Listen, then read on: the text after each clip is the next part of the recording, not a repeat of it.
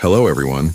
Before we start, make sure to like and subscribe to the channel and don't forget to leave a comment telling us where you're from and what time you're watching. That way, YouTube will keep showing you stories just like this one.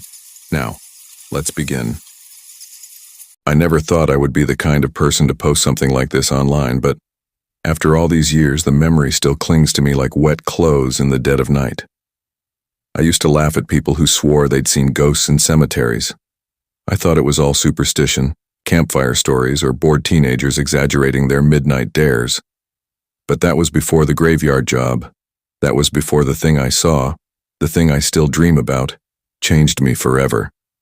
Back in 2012, I was 23, broke and desperate for money. I had just dropped out of community college and was crashing at my cousin's place in a small town in Ohio. The only work I could find was through this old man named Harvey, who ran a private cemetery on the outskirts of town. He said he needed someone to watch the grounds at night. I didn't ask too many questions. $11 an hour to sit in a shack and make sure nobody vandalized graves or stole flowers sounded fine by me. The place was called St. Augustine's Cemetery, though no church stood near it anymore. The land stretched for acres, full of cracked tombstones, crooked iron fences, and massive oak trees that bent in odd shapes like they were bowing over the dead. The first night felt uneventful. I sat in the guard shack with a thermos of coffee and my phone, checking the grounds every hour with a flashlight. It was quiet in that eerie way, like the silence had weight to it. Even the crickets seemed hesitant to chirp. By 3 a.m., I was nodding off when I heard something crunch outside the shack window. Leaves, twigs, like footsteps. I grabbed the flashlight and looked, expecting raccoons. But no one was there, just rows of pale stones disappearing into fog. That was the first time I heard it. A voice, low, distant, but clear. It sounded like a woman softly crying somewhere among the graves. My stomach dropped. My logical brain said it had to be the wind carrying noises from the road. Still, I walked out, heart hammering, light cutting across the mist. I followed the sound, weaving through the graves until I reached an old family mausoleum near the far edge of the property. The crying stopped. I shined the beam at the door, rusted shut, sealed with a heavy lock that hadn't been touched in decades. That night I didn't sleep. The second night, Harvey told me, "Don't wander too far out there. Just sit in the shack. You'll be fine." He said it like he knew something I didn't. But the voice came again, around 2:45 a.m., faint, like a lullaby carried on the wind. This time, it whispered my name. Daniel. I froze. Nobody should have known my name. I backed into the shack and locked the door, trembling like a child. I tried calling my cousin, but of course he didn't pick up. I sat there shaking until dawn broke and Harvey came around to check in. When I told him what happened, he just frowned and said, "Don't answer if you hear it again. Ever." By the fourth night, I couldn't take it anymore. I had to know. The crying, the voice, the feeling of eyes watching me. It was eating at me. I grabbed the spare keys from Harvey's desk. He left them in the shack for emergencies, and decided I was going to check that mausoleum. Around 3 a.m., the voice returned, louder than ever. "Daniel, help me." My hands shook as I walked across the foggy field. My flashlight flickered. The iron gate groaned as I pushed through. When I reached the mausoleum, I tried the key. To my surprise, the lock opened with a sharp click, like it had been waiting for me. The door creaked, releasing a burst of air that smelled like rot and damp earth. I stepped inside. There were coffins stacked in the walls, names carved into marble. Dust everywhere. But in the center of the floor was something that didn't belong, a wooden box, old but not as old as the rest. It looked like it had been shoved there recently. My beam caught scratches along the lid, as if someone had tried to claw their way out. I felt dizzy, like the air was spinning. The next thing I remember is running, sprinting across the field, dropping my flashlight, tripping over stones. I didn't stop until I burst into the shack, slammed the door, and hid in the corner until daylight. I told Harvey I quit. He didn't argue, just nodded slowly like he'd expected it. But here's the part that still haunts me. 2 weeks later, I read in the local paper about a group of teenagers who broke into St. Augustine's one night. They were found near the old mausoleum. All 4 of them dead. Their bodies weren't just dead. They were described as mummified, as if decades had passed. And in the grainy photo in the newspaper, I saw the mausoleum door wide open. The wooden box I had seen inside? Gone. The worst part is sometimes, late at night when I'm drifting to sleep, I hear that same soft voice whispering my name again. Daniel. And every time I swear I feel cold fingers brushing against my skin. I never went back to St. Augustine's. But the thing I let out that night, I don't think it ever left me. I used to work for a funeral home when I was in my late 20s. It wasn't the kind of job most people dream of, but it paid my bills, and I'd grown oddly comfortable around death. You learn to compartmentalize. It's just another part of life, right? That's what I thought until one particular night, a night that still crawls into my dreams like worms through dirt. The funeral home I worked for partnered with several cemeteries, meaning sometimes I had to help out with late burials or, in rare cases, relocations of old graves. It sounds unsettling, but you'd be surprised how routine it becomes. Back in 2016, I got a call from my boss, Mr. Hampton. He was an old, humorless man, the kind who carried the weight of every funeral on his shoulders. He said he needed me at Cedar Hill Cemetery after midnight. Family business, he muttered over the phone. Don't ask questions, just show up. So I did. Cedar Hill was one of those sprawling ancient graveyards that felt like stepping into another world. The headstones were weathered, angels missing wings, and mausoleums half swallowed by ivy. The air always smelled of moss and iron. When I got there, Mr. Hampton was already waiting by a single floodlight. Next to him stood 2 men I'd never seen before, both tall, dressed in black coats despite the summer heat. They didn't speak, didn't even acknowledge me. Hampton handed me a shovel and pointed toward a grave that had already been partially dug. The headstone read, Eleanor Price, 1892-1914. She has to be moved, Hampton said.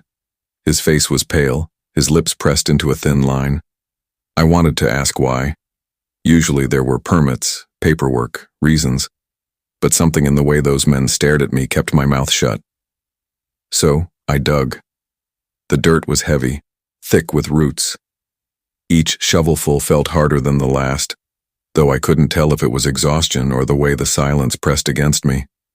Not even crickets dared to sing.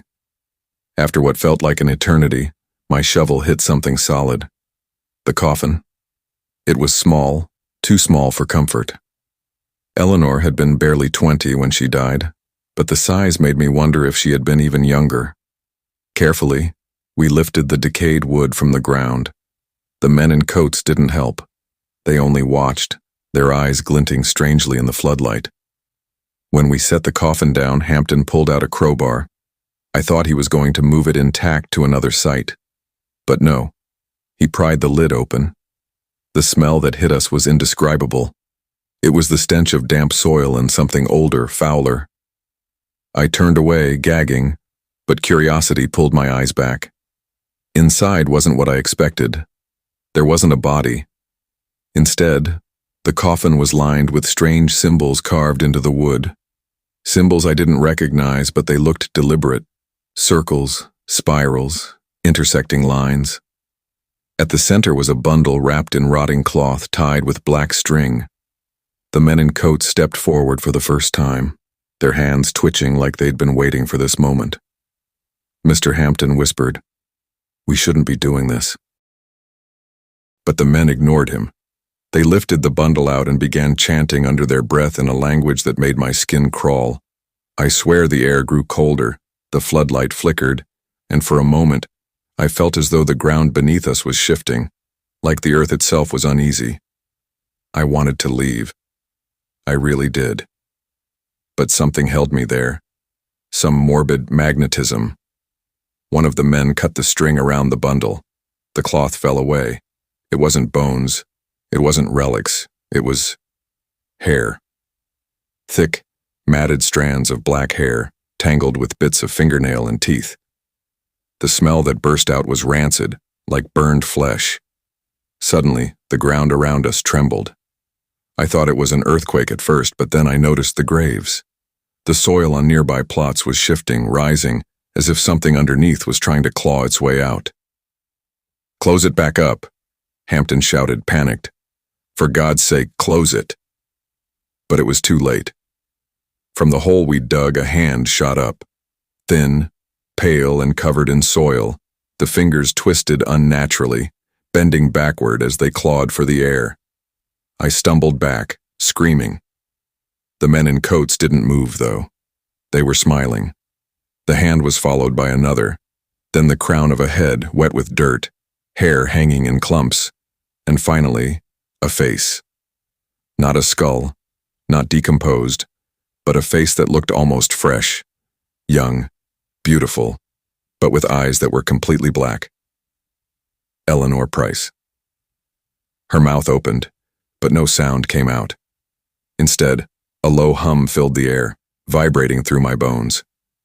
The men dropped to their knees, bowing, whispering in that awful language. Hampton grabbed my arm, yanking me toward the gates. "Run, now!" I didn't argue. We sprinted, not looking back, as the humming grew louder, echoing across the cemetery. When we reached the road, I turned for just a second. Under the flickering floodlight, I saw Eleanor standing beside the grave, her black eyes fixed on me. The men were gone. Only she remained, smiling faintly, her head tilted like she was memorizing my face.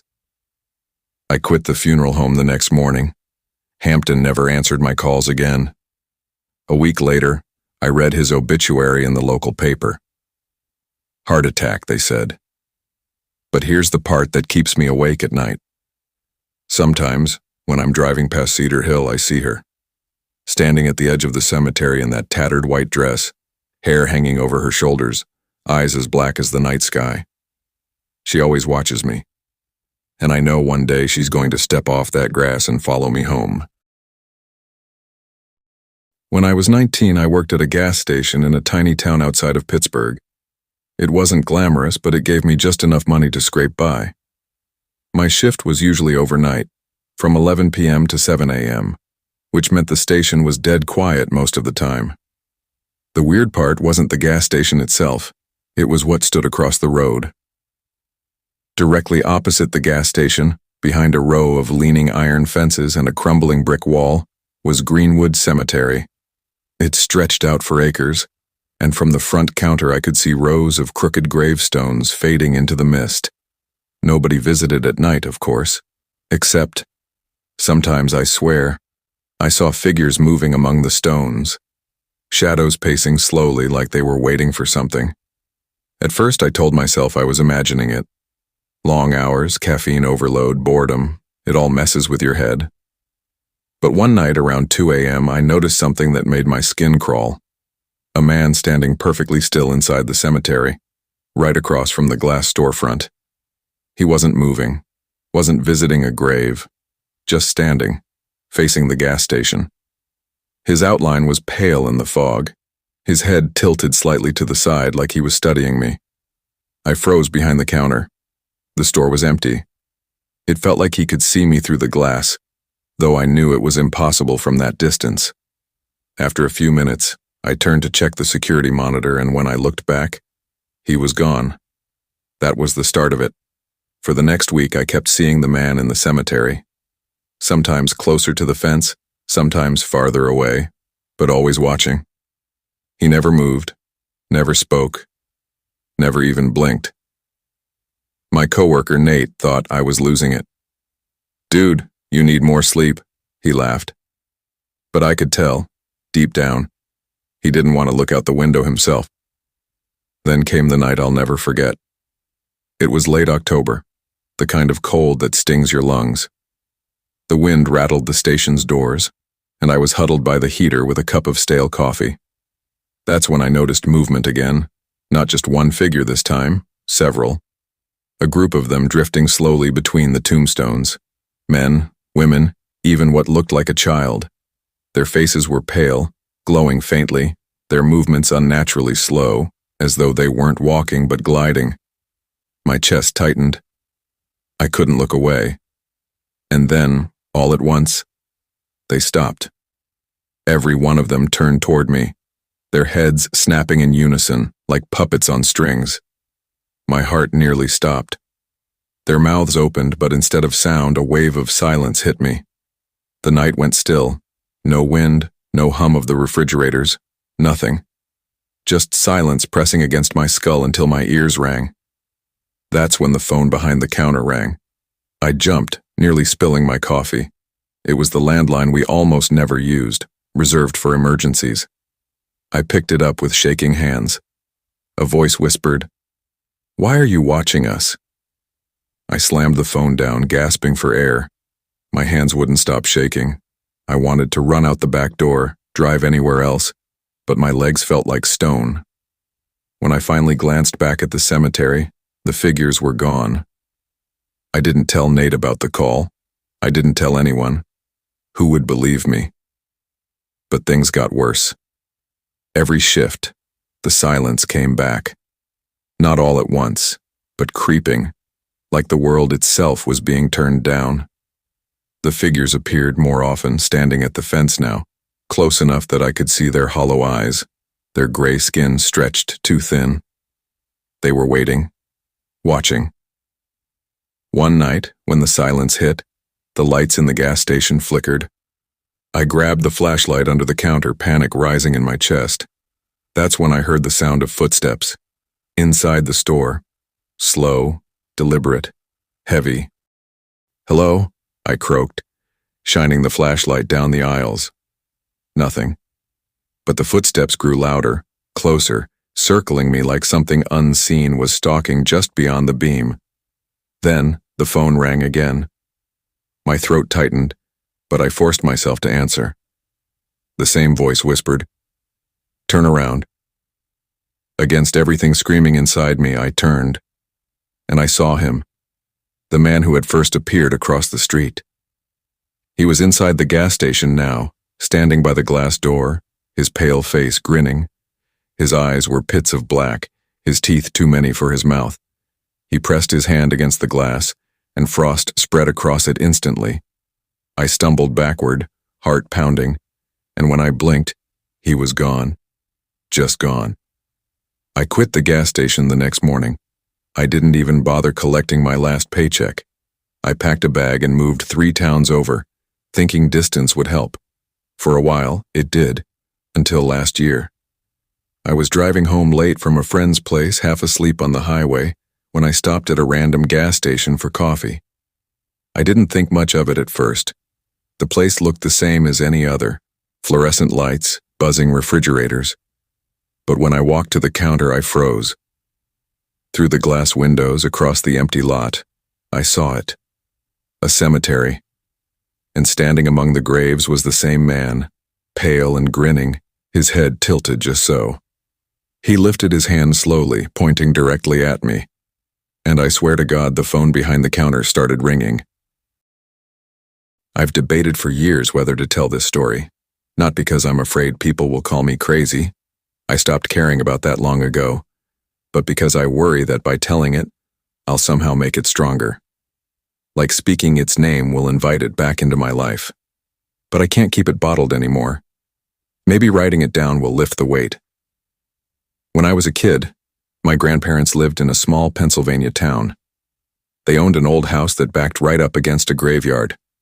Literally, their backyard ended at a rusted chain-link fence, and just beyond it stretched rows of crooked stones, some dating back to the 1700s. As a child, I was terrified of that cemetery. The fog, the way the trees seemed to reach over the graves, the eerie silence at night. It all seemed wrong. But my grandfather always said, "The dead can't hurt you. It's the living you need to fear." I believed him, until the night I learned otherwise. It was the summer of 2004 when I was 12. My parents had dropped me off for a weekend while they went on a trip. That first night, I couldn't sleep. The air was too still, and the cicadas that usually screamed outside were oddly quiet.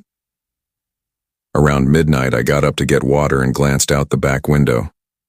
That's when I saw him. A man standing in the graveyard, only a few feet from the fence. He was tall, dressed in black, with a pale face that seemed to glow in the moonlight. He wasn't moving. He was just watching the house.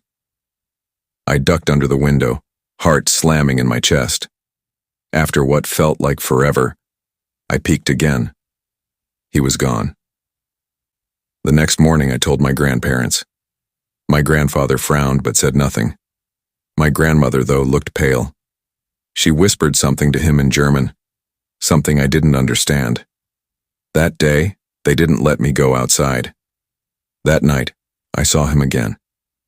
Same spot, same stillness, same head tilted slightly as if memorizing the shape of the house. This time, I ran to my grandfather's room and begged him to look. He sighed, grabbed his flashlight, and took me outside. But when we reached the fence, the man was gone. "See?" my grandfather said, his voice stern. "Nothing but your imagination?" But I knew he was lying. His hand was shaking as he held the flashlight. The third night was the worst. I woke up to tapping, slow, deliberate tapping against the bedroom window. My stomach dropped. I was on the second floor. No tree branches reached that high. I forced myself to look. And there he was. The same man, his pale face pressed against the glass, his lips curved into a grin. His eyes were pure black, endless. He lifted his hand and tapped again, his fingernails screeching against the pane. I screamed. By the time my grandparents rushed in, the window was empty. My grandfather looked furious, but not at me, at something else, something he refused to explain. That night, he made me sleep in their room, and he sat awake in a chair until dawn, clutching something in his pocket.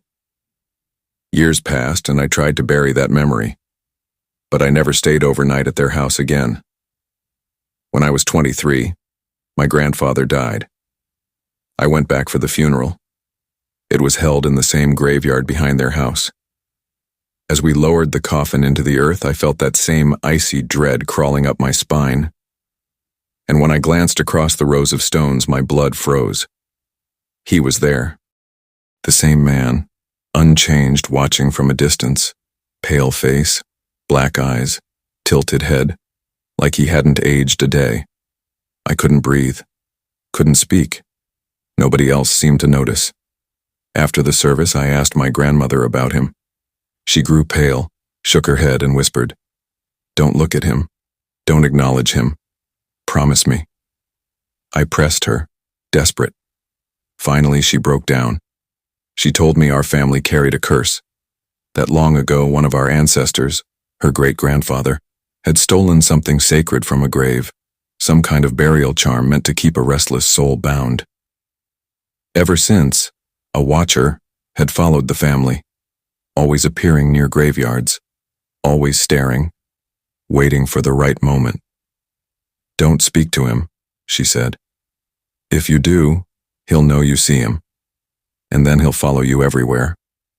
I wish I had listened. A year later, drunk and reckless, I visited that cemetery alone at night. I don't know why. Maybe I wanted to prove it was all superstition. Maybe I wanted answers. Whatever the reason, I stood among the stones, calling out into the fog. And he appeared, closer this time, only a few feet away. His smile stretched wider, too many teeth for a human mouth. My legs shook, but I forced the words out. "What do you want?" For the first time, he spoke. His voice was like wind through dry leaves, low and rasping.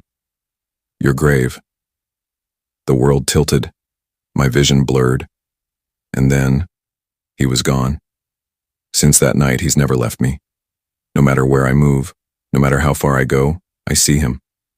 Sometimes outside my apartment window, sometimes across the street, sometimes reflected in mirrors, always watching, always waiting. And here's the part that makes me wonder if writing this is a mistake. Last night, I woke to a sound in my apartment, a slow, deliberate tapping at the bedroom window. My heart froze. I knew it was him. When I gathered the courage to look, the glass was empty. But this morning, when I checked my phone, there was a new photo in my gallery. One I didn't take. It was of me, asleep in my bed, and in the corner of the photo standing by the window was the watcher, smiling.